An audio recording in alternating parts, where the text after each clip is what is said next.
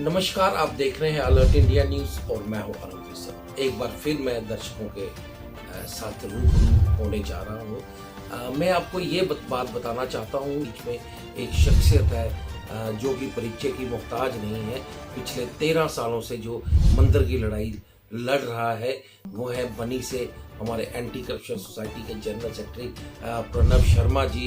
आज वो हमारे साथ फिर जुड़ चुके हैं और उनसे ये बात करते हैं कि आज वो हमारे पास आए हैं तो क्या कहना चाहते हैं वो, और कहीं ना कहीं आज वो बहुत खुश हैं। उनकी खुशी का जो आलम है उस पर बात करेंगे कि उनका क्या कहना है। जी हमारे साथ है प्रणव शर्मा। प्रणव जी, सबसे पहले तो नमस्कार है आपका। नमस्कार और थैंक्स, आपने मौका दिया मुझे।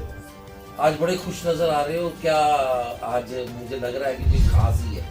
नहीं, खास कुछ नहीं है। ये है कि भगवान की जमीन का जो मैं 12 साल पहले जो लड़ाई लड़ रहा था, जो जस्टिस मांग रहा था, आज जाके कहीं भगवान को जस्टिस मिला। मेरी कोई वो नहीं है कि भगवान को कोई जस्टिस नहीं दिला सकता, भगवान खुद जस्टिस देते हैं। लेकिन यहाँ भगवान की जमीन के साथ जो गलत हो रहा था उसके लिए जो मैंने आवाज़ उठाई, तो आज जाके कहीं प्रशासन ने सुनी है। तो आज चंद दिनों में थोड़ा सा जो किराया लगेगा तो उससे मंदिर की वेलफेयर होगी, सोसाइटी का अच्छा वेलफेयर होगा, टेंपल बड़ा बनेगा, भव्य विशाल मंदिर जैसे राम मंदिर बना वैसे वो नरसिंह जी महाराज का। मतलब आपका कहने का मतलब है भगवान के घर देर है और देर नहीं। बिल्कुल सर, सत्य की हमेशा जो है वो सत्य की जीत हुई। अच्छा, आप सबसे पहले मुझे ये बताइए कि क्या ऑर्डर निकला है, लोगों को बताइए कि क्या ऑर्डर है, इस ऑर्डर पे क्या लिखा हुआ है और ये ऑर्डर जो है किसने किया हुआ है? देखिए, ये हमारे बर्दी डिप्टी कमिश्नर सर का ये ऑर्डर है, ये आप देख सकते हैं। ये मैनेजमेंट कमेटी बनी है, न्यू जो है मैनेजमेंट कमेटी है। इसमें क्या है कि बेसिकली पहले मैं मुद्दा समझा देता हूँ कि ये मुद्दा था क्या। ये एक नरसिंह जी महाराज मंदिर की एक जमीन थी, जिसकी जो जमीन थी 25 कनाल 12 मरले की, जिसके जो केयर टेकर थे उस टेंपल के, नरसिंह जी महाराज जी के मंदिर के मोहतम मंदिर भी वही थे एंड केयर टेकर भी वही थे, मिस्टर लेख राय पादा जी। उन्होंने भगवान की जमीन 25 कनाल 12 मरले की जमीन इलीगल तरीके से बेच दी थी, जिसमें 59 स्ट्रक्चर्स बने थे, बिल्डिंगें बनी थी और कुछ 8-10 शॉप्स बनी थी। तो उसमें कुछ रेवेन्यू ऑफिसर्स भी इन्वॉल्व थे। यहाँ एक साइड समाज बोलता है, सरकारें बोलती हैं, प्रशासन बोलता है कि कोई भी करप्शन करेगा, गरीब आदमी कहीं भी इलीगल करप्शन करता है या इलीगल इंक्रोचमेंट करता है तो प्रशासन इमीडिएटली एक्शन में आती है, ऑन द स्पॉट उस खोखे को या उस बिल्डिंग को हटा दिया जाता है, डिसमेंटल किया जाता है। तो मैं इसमें रेवेन्यू के वो 4 एक तहसीलदार और 3 नायब तहसीलदार इसमें थे, पटवारी गरदौर भी शामिल थे, क्योंकि इसमें गिरदौरी तक हुई थी। टेंपल लैंड की जमीन पहले तो केयर टेकर बेच नहीं सकता, एग्रीकल्चर लैंड के लिए दे सकता था, लेकिन उसमें ये भी है, सुप्रीम कोर्ट की जजमेंट है मेरे पास, उसमें लिखा है कि अगर वो वहां पे पुजारी कोई फसल लगाता है तो उसका एक दाना भी पंडित नहीं खा सकता था। तो उसने तो पंडित ने सारी की सारी जमीन ही बेच दी। और रेवेन्यू यहाँ प्रशासन दावे करता है कि गरीब बंदा जो है वो इंक्रोचमेंट नहीं करेगा, या कोई भी अमीर आदमी या गरीब आदमी या कोई भी गलत इलीगल इंक्रोचमेंट नहीं करेगा। वहां रेवेन्यू के 4 तहसीलदारों ने जनाब वहां पे इलीगल इंक्रोचमेंट करके बिल्डिंगें बनाई। फिर जाके आगे क्या होता है, गदौरी हुई, सब कुछ हुआ। 12 साल के बाद बर्दी डिप्टी कमिश्नर बनी आते बहुत बार सारे आए, लेकिन ये डॉक्टर राकेश नाथ जी का मैं थैंक्स करता हूँ, वेलकम भी करता हूँ कि ऐसे यंग ऑफिसर ने देखा कि वहां पे बनी में क्या हो रहा है। नरसिंह जी महाराज का विवाद दिन ब दिन बढ़ता जा रहा था, जस्टिस की मांग की जा रही थी, एडमिनिस्ट्रेशन के पास में आता था, बर्दी डिप्टी कमिश्नर सर के पास, एसडीएम बनी के पास। एसडीएम बनी भी अपने टेन्यूर में उन्होंने देखा कि ये मंदिरों के साथ गलत हो रहा है, मंदिरों की जमीनें शरियां बेची गई थी और इसमें पंडित जी बोला करते थे कि 80 रुपए मैं लेता हूँ उस जमीन का, एक मरले का या एक कनाल का मैं 80 रुपए लेता हूँ, जो कि 80 रुपए रेंट लेता हूँ जनाब पर मंथ। वो एक सरासर झूठ था। इसमें एफआईआर लगी थी, इसमें पंडित के ऊपर एफआईआर लगी थी, इसमें इसमें लगा है 406 आरपीसी 406 लगा है। पंडित बेल करा के छूट गया। उसमें देखिए कितना पेज है वो कमेटी। 2020 में सर पर्चा लगता है, 2022 में वो बनी के रजिस्ट्रार से मिलके वो सर वो बना लेते हैं, ट्रस्ट बना लेते हैं। जिस ट्रस्ट में चेयरमैन वो पंडित जिसके ऊपर एफआईआर लगी है वो चेयरमैन बन जाता है और इंक्रोचर जो हैं वो मेंबर्स बन जाते थे, वो भी गलत था। जब डिप्टी कमिश्नर बनी आते हैं, उन्होंने मंदिर में विजिट किया, 25 माह 12 मरले की भूमि को जब देखा उन्होंने, तो उन्होंने एक ऑर्डर पास किया कि इमीडिएटली स्टे लग जाए इसके ऊपर, अब कोई भी कंस्ट्रक्शन नहीं कर पाएगा। डीसी साहब ने ये देखा सारा, उन्होंने मंदिर के बीच में जाके एक वाइड दिया कि एक न्यू कमेटी बनाई जाएगी जिसमें सारे ऑफिसर्स होंगे। तो आज वो कमेटी बन चुकी है जिसमें हमारे 10 आदमी 9 आदमी 8 आदमी जो हैं managing committee for Thakur Narsingh ji Maharaj मंदिर बनी, सब डिविजनल मैजिस्ट्रेट बनी है जो चेयरमैन है, तहसीलदार बनी मेंबर है, executive engineer public work department PWD Basoli member है, ट्रेजरी ऑफिसर बनी है, ब्लॉक डेवलपमेंट ऑफिसर बनी है, चाइल्ड डेवलपमेंट प्रोजेक्ट ऑफिसर बनी है, स्टेशन हाउस ऑफिसर बनी है, तहसील सप्लाई ऑफिसर बनी है, महेंद्र पाल जी हैं, शगुन जी हैं, आशीष जी हैं, देख रहे पादा जी वो पुजारी भी हैं। मेरी हमेशा डिमांड रही कि उस पुजारी को निकाल दिया जाए। क्यों?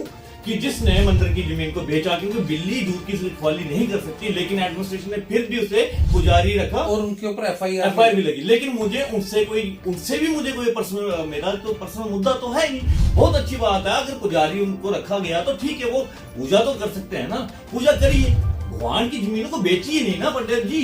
वो उनको कमेटी में रखा गया है तो बहुत अच्छा एक स्टेप लिया गया कि नरसिंह जी महाराज जी की जो एक न्यू कमेटी बनेगी जिसमें डेवलपमेंट होगी, जिसमें 1 लाख तक जो है वो एसडीएम के देख रेख में वो कमेटी जो है कर सकती है, जो भी लंगर डेवलपमेंट करवानी है। और 10 लाख का जो भी अगर कुछ होगा तो उसमें वर्दी डिप्टी कमिश्नर के संज्ञान में ही होगा। और उसके बाद जल्दी से रेंट लगेगा।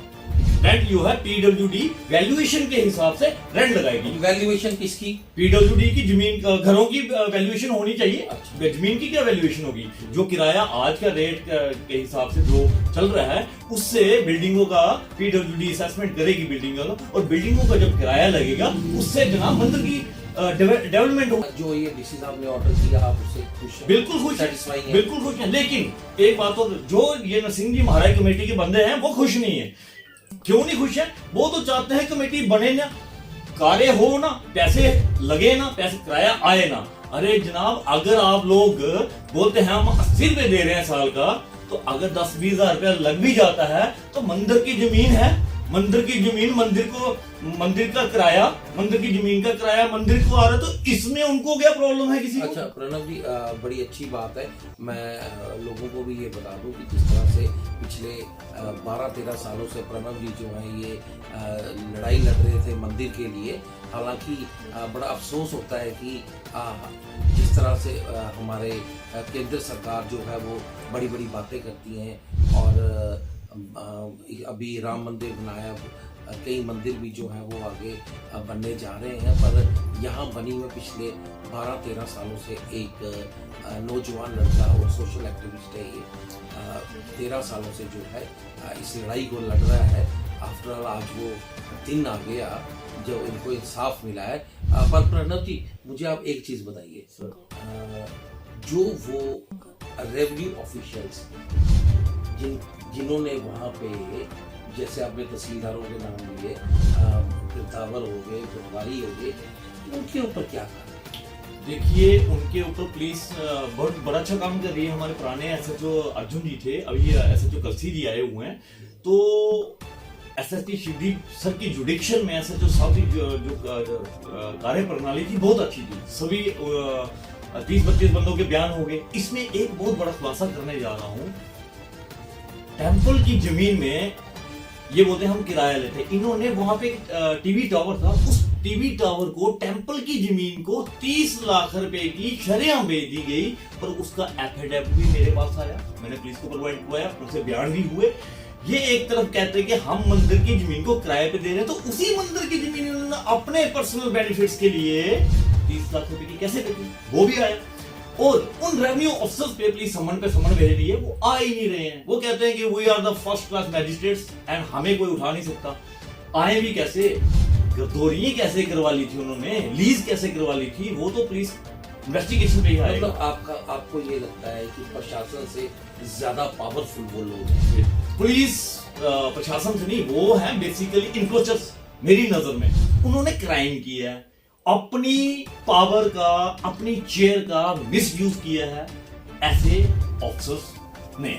अच्छा, मुझे आप ये बताइए कि अगर यही काम और किसी ने किया होता तो इस वक्त तक पुलिस ने क्या कार्रवाई करनी थी और क्या कहते हैं प्रशासन ने इस वक्त तक अंदर कर देना था उनको? सर ये तो वो फर्स्ट क्लास मैजिस्ट्रेट, अगर कोई फोर्थ क्लास या एक आम आदमी टेंपल की जमीन में गर्दौरी करवा लेता तो अब तक अंदर होना था। और ये वो रेवेन्यू ऑफिसर्स हैं जिनको इन्हीं का प्रशासन ने आज तक नहीं पूछा। पुलिस तो अपना काम कर रही है, पुलिस इन्वेस्टिगेशन भी कर रही है, और इतने तेज निकले ये पंडित एंड इसके इनक्रोचर, इन्होंने पुलिस की जैसे एफआईआर लगी इन्होंने स्टे ले लिया कि प्लीज हम पे इन्वेस्टिगेशन ना करें। प्रणव शर्मा के एडवोकेट अंकुर शर्मा जी हैं आज, इन्होंने मुझे पार्टी भी बनाया था, लेकिन मेरे तक समन ही नहीं आया, वहां से डायरेक्शन मुझे नोटिस ही नहीं आया कि मैं पार्टी हूं। लेकिन अब जाके मैं पार्टी हूं और मेरे एडवोकेट अंकुर शर्मा जी बिल्कुल फाइट लड़ रहे हैं इसमें। ये जहां भी जाएं, जितने मर्जी एडवोकेट्स कर लें, बड़ी से लेके जम्मू से लेके सुप्रीम कोर्ट तक प्रणव शर्मा के एडवोकेट्स खड़े हैं। मंदिर के लिए लड़ूंगा, मंदिर की भूमि के साथ, चाहे रेवेन्यू ऑफिसर्स हैं, चाहे ये पंडित है, चाहे जिसने भी मंदिर की जमीन बेची या जिसने खरीदी, उनको प्रणव शर्मा की सोसाइटी नहीं छोड़ेगी।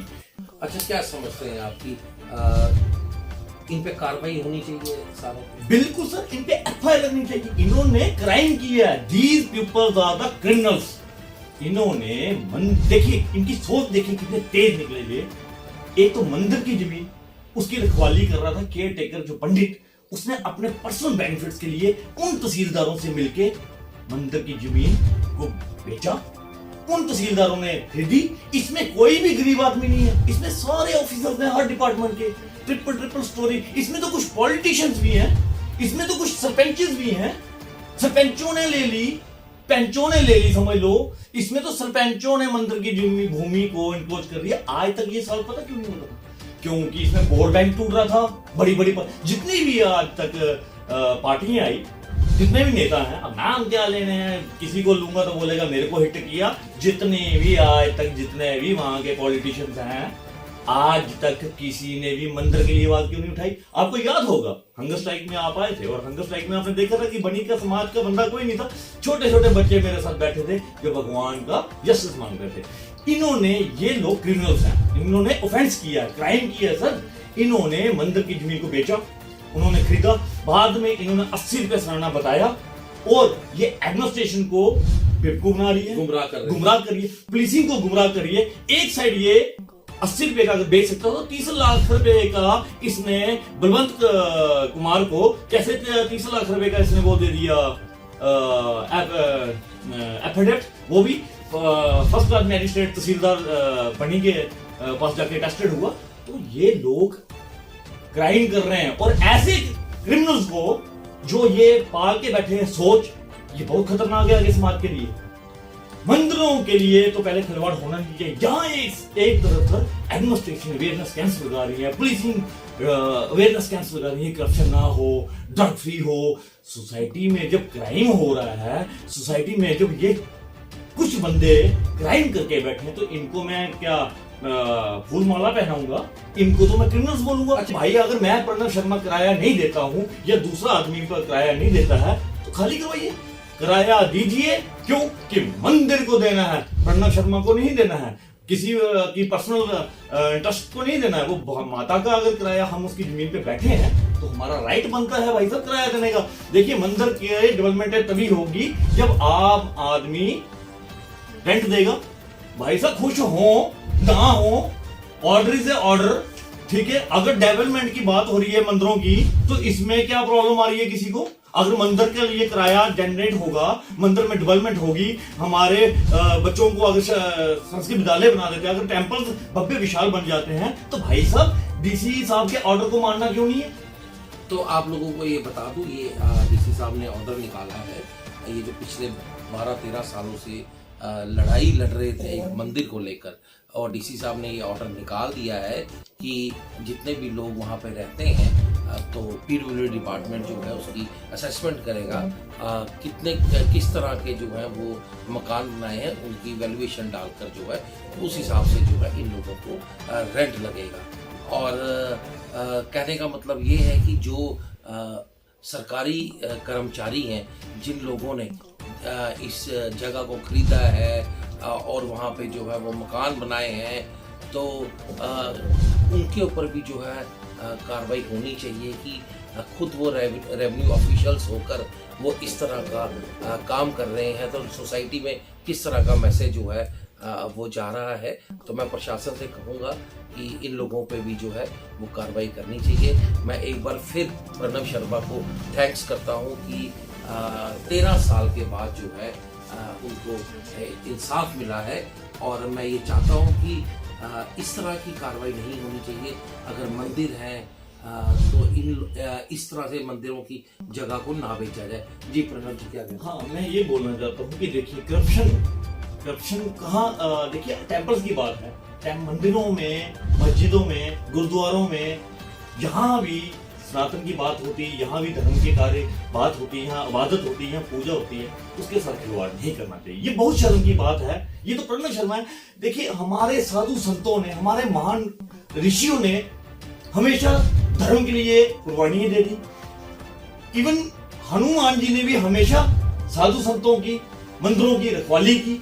तो आज क्या हो गया इंसान को? इंसान अपने ही पर्सनल बेनिफिट के लिए मंदिरों को ही बेचना शुरू करके, मंदिरों की जमीनें बेचना शुरू करके, कल को अगर ये 25 कनाल 12 मरले की भूमि बेच सकते हैं मंदिर की, तो कल को क्या पता मंदिर ही बेच रहा है। तो इससे एक समाज में एक सनातन धर्म जो बहुत मुश्किल से आज आगे बढ़ रहा है, आज जागृत हुआ है, तो ऐसा नहीं करना चाहिए। सनातन में रहना है, सनातन धर्म को फॉलो करना चाहिए, और जो हमारे अपने टेम्पल हैं, जो भगवान है, क्योंकि मरने के बाद भी भगवान के पास ही जाना है, तो उसके साथ खिलवाड़ नहीं। और एक बात और बोलना चाहता हूं, कहते हैं कि ये गलत कमेटी बन गई, ये गलत बन गया। मेरा यही बोलने का मतलब है कि अगर प्रशासन ने कमेटी बनाई तो आप लोग सहयोग करो ना। आप लोग मंदिरों में अगर डेवलपमेंट हो रही है, क्या कर रहे हैं वहां के लोकेलिटी के पंडित?